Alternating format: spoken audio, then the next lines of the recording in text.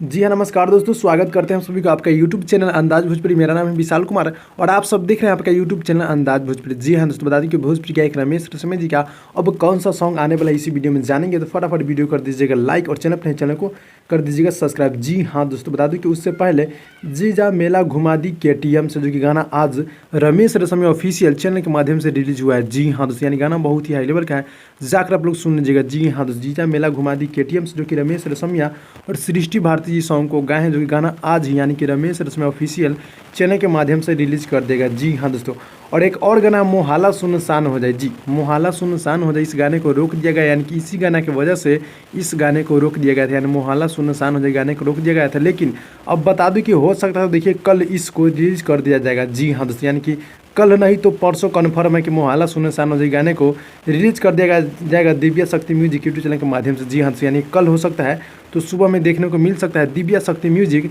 YouTube channel के माध्यम से। जी हाँ दोस्तों, यानी इसी गाने के चक्कर में इस गाने को रोक दिया गया था, जो कि दिव्या शक्ति म्यूजिक वाले भाई रोक दिए थे।